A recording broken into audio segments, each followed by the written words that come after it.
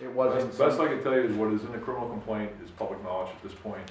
As I stated previously, we have several more weeks to follow through and complete other unresolved issues. But it was in Sunbury. At this point, To the best of the information we have at this point, we believe it was in Sunbury.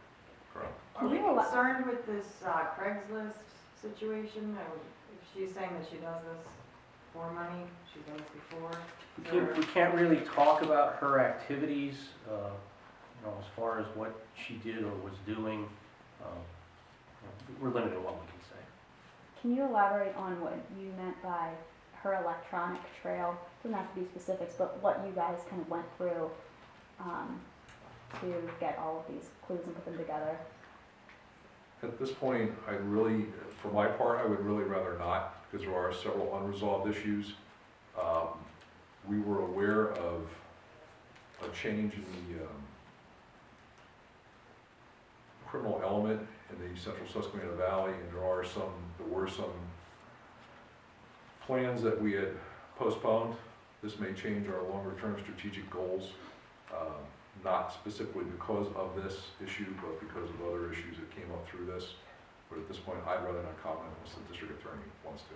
Well, the only thing I would comment on is the things that are listed in the affidavit of probable cause, which you already have.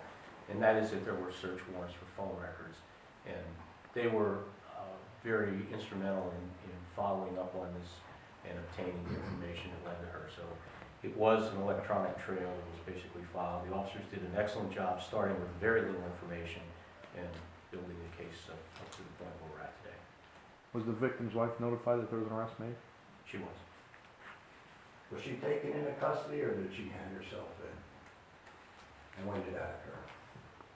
The affidavit indicates that she went into the Selinsgrove Police Barracks early this morning, and she was, at some point, she was taken into custody from the barracks, and so she did not go home after she came in. She voluntarily, as the affidavit says, voluntarily went into the Selinsgrove Police Barracks.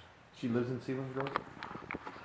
The address listed for her, I believe, is in the complaint, and that is in the, Sounds good. yeah. So, but was she under the impression that police were already aware? We can't certainly speak to what her impression was. She was interviewed at the state police barracks, as I indicated, as a result of the search warrants done for phone records, electronic records, and at some point she was interviewed. She is the lone suspect? At this point, I'm not commenting on any other suspects or any other aspects of the case other than the